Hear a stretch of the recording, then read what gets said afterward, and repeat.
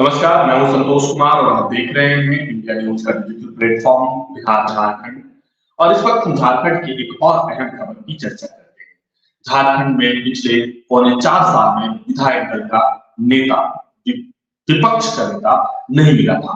दरअसल झारखंड विधानसभा में विपक्ष का नेता के तौर पर कोई नाम पर सहमति नहीं बन पा रही थी। दरअसल बाबूलाल मरांडी को बनाया था, लेकिन बाबूलाल मरांडी को लेकर काफी विवाद हो गया और विवाद कोर्ट में भी पहुंचा।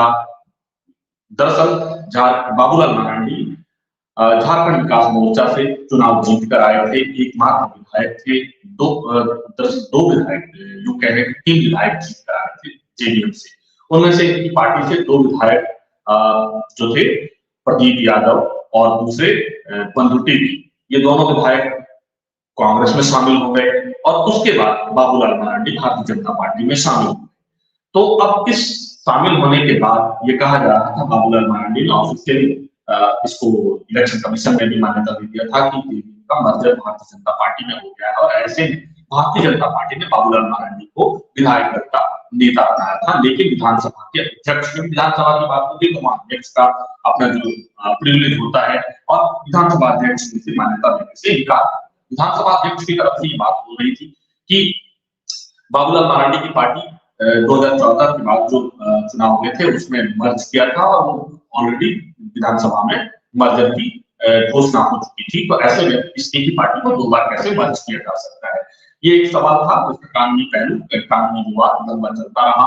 इस बीच लगभग झारखंड में पौने 4 साल विधायक पौने 4 साल ये सीट खाली रही।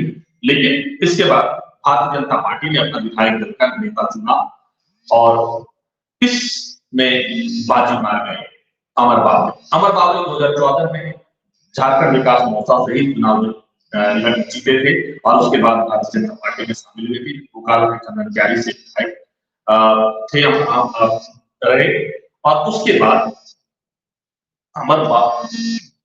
माफ करिएगा।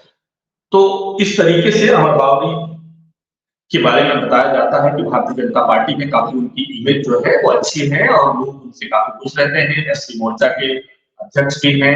अमर बावरी झारखंड में दलितों के चेहरा है और पार्टी ने अमर बावरी पर ही दांव लगाया है। लेकिन जब बातचीत चर्चा की हो रही थी तो अमर बावरी से आगे जेपी पटेल झारखंड मुक्ति मोर्चा छोड़कर 2019 में भारतीय जनता पार्टी में शामिल हुए थे और जेपी पटेल के बारे में कहा जा रहा था कि शायद भारतीय जनता पार्टी के नेता के रूप में सबसे प्रबल दावेदार है।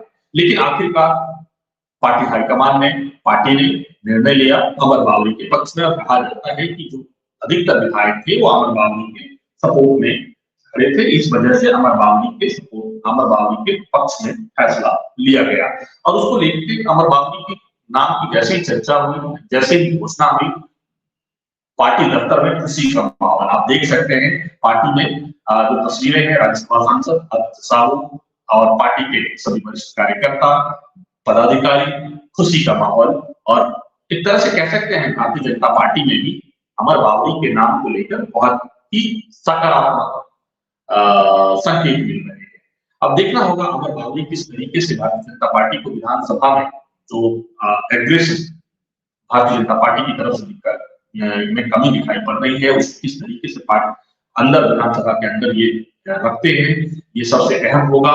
लेकिन कुल मिलाकर एक दलित चेहरे को भारतीय जनता पार्टी ने जिस तरीके से भाजपा ने अपना विधायक दल का नेता चुना है, तो उससे कोशिश पार्टी की ये हो रही है कि दलितों के साथ साथ, क्योंकि अगर आदिवासी की बात करें या मुस्लिम की बात करें तो एक मुश्त झारखंड मुक्ति मोर्चा और कांग्रेस के साथ है, खासकर झारखंड मुक्ति मोर्चा के साथ है।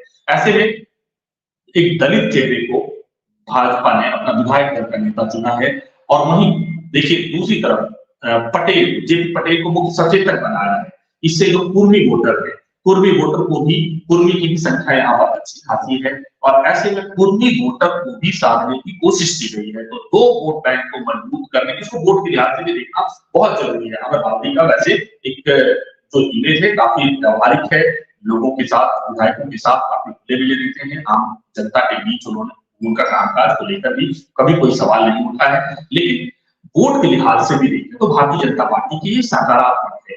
दलितों के साथ साथ आप कुर्मी वोटर को भी साधने की कोशिश की जा रही है। और यही इसी कोशिश की कड़ी में अमर बावली को भाजपा ने विधायक दल का नेता के रूप में नामांकित किया है। वहीं दूसरी तरफ जेपी पटेल को मुख्य सचेतक के तौर पर अब देखना होगा, अब जब विधानसभा का सत्र होगा तो किस तरीके का इनका रुख रहता है। और इसके साथ साथ, क्योंकि अब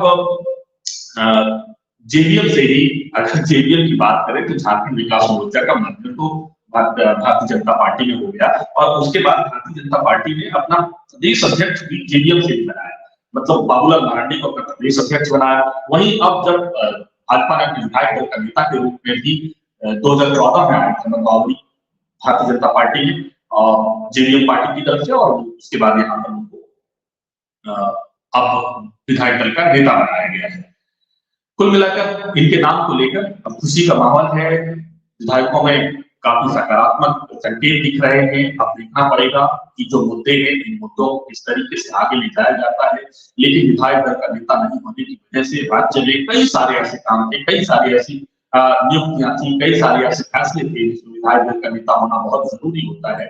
वो फैसले नहीं लिए जा पा रहे थे और उसमें टेक्निकल बाधाएं थी। मामला हाईकोर्ट में भी पहुंचा था। हाईकोर्ट में भी इस बात को लेकर हो रहा था कि विधायक दल का नेता नहीं होने की वजह से, जैसे मान लीजिए महिला आयोग को बनाना है, तो महिला आयोग में विधायक दल का नेता भी विपक्ष का तो नेता होना चाहिए, लेकिन वहां विपक्ष का नेता कोई नहीं था। दूसरी तरफ सूचना आयोग बनाना है, तो सूचना आयोग बनी कैसे? तो कुल मिलाकर आपको विपक्ष का नेता होना जरूरी था। और अब जब अमर बावली के नाम की घोषणा कर दी गई है, तो देखना होगा कि जो बाकी के बच्चे 1.25 साल इन 1.25 सालों के दरमियान खासकर कितना जल्दी जो बाकी पेंडिंग पड़े हुए 4.5 साल के झारखंड का नुकसान हो रहा है, अब उन सब चीजों को कैसे कितना एक्सपर्टाइज किया जाता है।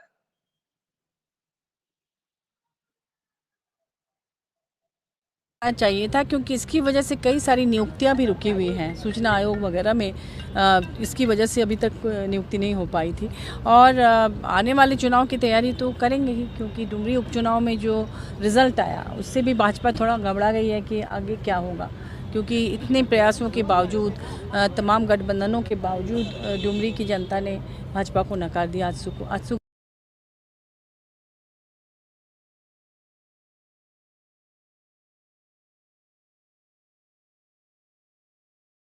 जाति के नेता को इतना बड़ा पद मिलना आप लोग के लिए कितना गर्व का पल है? देखिए, भारतीय जनता पार्टी विश्व की सबसे बड़ी पार्टी ऐसे नहीं कहा जाता है और ऐसे नहीं बना है। लोकतांत्रिक देश भारत है और भारतीय जनता पार्टी लोकतांत्रिक पार्टी है। इसमें राजतंत्र नहीं है। कभी भी कोई भी या गांव में रहने वाला व्यक्ति हो, शहर में रहने वाला व्यक्ति हो, अपने काबिलियत पर भारत के प्रधानमंत्री जैसे शीर्ष पद पर आसीन हो सकता है। और हम सब झारखंड के विशेषकर अनुसूचित जाति वर्ग, जिसकी संख्या 50 लाख है, हम लोग बेहद खुशी है। और पूरे दलित समाज की ओर से देश के यशस्वी प्रधानमंत्री आदरणीय नरेंद्र मोदी जी को, जेपी नड्डा जी को, अश्विनी चौबे जी को और राज्य के भाजपा के प्रदेश अध्यक्ष आदरणीय बाबूलाल मरांडी जी के प्रति हम लोग आभार प्रकट करते हैं। जो व्यक्ति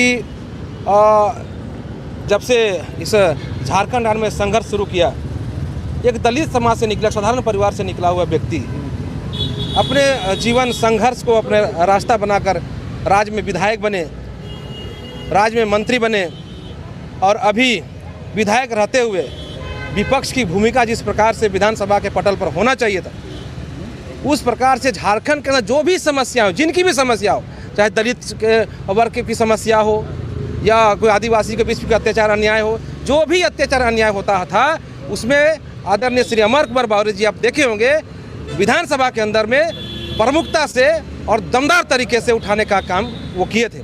और आज नेता विधायक दल भाजपा ने बनाया, कुछ दिन बाद नेता प्रतिपक्ष हो जाएंगे। हम लोग बेहद खुशी है। जो समाज दबे कुचले समाज है, जिनकी आवाज़ विधानसभा में या लोकसभा में या राज्यसभा में उठनी चाहिए, उठता ही है। भारतीय जनता पार्टी के लोग उठाते हैं, लेकिन उठाने वाला वर्ग से ही एक आदमी को आप विधायक दल का नेता बनाते हैं, तो कहीं ना कहीं भारतीय जनता पार्टी में लोकतंत्र है और सबका साथ, सबका विकास, सबका विश्वास ऐसे नहीं कहा जाता है। और अन्य पार्टी से भारतीय जनता पार्टी से अलग है कि हमारे जो दबे कुचले समाज है उनको भी प्रतिनिधित्व जो है बड़े जगह पर वो बैठाया जाता है। आप आने वाला समय देखते जाइए कि जो भी समाज जो भी दबे कुचले समाज से हो, चाहे अनुसूचित जाति समाज से हो, अनुसूचित जनजाति समाज से हो या पिछड़ा वर्ग से हो, ये सबको प्रतिनिधित्व धीरे धीरे आप देखते होंगे कि देश के चाहे राजनीतिक परिदृश्य से हो या सरकार के परिदृश्य से सभी जगहों पर भारतीय जनता पार्टी बैठाने का काम करती है। इसलिए भारतीय जनता पार्टी के प्रति दलित समाज का गहरी आस्था है और आने वाला समय 2024 का चुनाव में हम लोग MP का चुनाव जो होगा, पार्लियामेंट का चुनाव होगा, उसको भी 14 का 14 सीट जीतेंगे और 81 विधानसभा सीट जो चुनाव होगा उसमें शेड्यूल कास्ट का 9 का 9 सीट जीतेंगे। वरन पूरे झारखंड से पूर्ण बहुमत के साथ हम लोग हेमंत सोरेन को खदेड़ते हुए भाजपा की सरकार बनाएंगे। विचारधारा है कि समाज में रहने वाले अंतिम व्यक्ति की चिंता करनी, उसके दरवाजे तक विकास की किरण और उसके चेहरे पे मुस्कान लाना चाहिए था, क्योंकि इसकी वजह से कई सारी नियुक्तियां भी रुकी हुई हैं सूचना आयोग वगैरह में। इसकी वजह से अभी तक नियुक्ति नहीं हो पाई थी और आने वाले चुनाव की तैयारी तो करेंगे ही, क्योंकि डुमरी उपचुनाव में जो रिज़ल्ट आया उससे भी भाजपा थोड़ा घबरा गई है कि आगे क्या होगा, क्योंकि इतने प्रयासों के बावजूद, तमाम गठबंधनों के बावजूद डुमरी की जनता ने भाजपा को नकार दिया। आज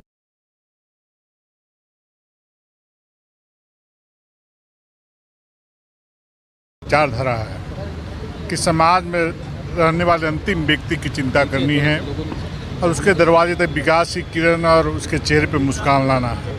और मुझे लगता है कि भारतीय जनता पार्टी ने इस राज्य में पहली बार किसी एक दलित परिवार, एक शोषित परिवार, एक वंचित परिवार का एक साधारण कार्यकर्ता को, जो कि ज़मीन से जुड़ा हुआ कार्यकर्ता हैं, वैसे अमर बावरी जी को, जो बोकारो चंदन कियारी के लोकप्रिय विधायक हैं, उनको विधायक दल का नेता केंद्रीय नेतृत्व ने विधायकों की राय पर बनाने का काम किया है। आज के दिन में केंद्रीय नेतृत्व, प्रदेश नेतृत्व और साथ ही साथ विधायक दल के नेता आदरणीय अमर बावरी जी का मैं दिल से बधाई देना चाहता हूं कि उनके नेतृत्व में पार्टी निश्चित रूप से नई ऊंचाइयों पर पहुंचेगी। 2024 में अमर बावरी से कितना उम्मीदें हैं और कितना पार्टी को समर्थन मिल पाएगा? निश्चित रूप से पहले भी अमर बावरी जी बहुत तन्मयता के साथ सांगठनिक कार्यों में लगे हुए रहते थे, विधायक दल के नेता बन गए हैं। तो आने वाले समय में भी पूरी कठिन परिश्रम के साथ कार्यकर्ताओं के साथ तालमेल बिठा करके, कार्यकर्ताओं के साथ कंधे से कंधा मिला करके भारतीय जनता पार्टी को नई ऊंचाई की ओर झारखंड ले जाने का काम करेंगे आदरणीय बाबूलाल मरांडी जी के नेतृत्व में।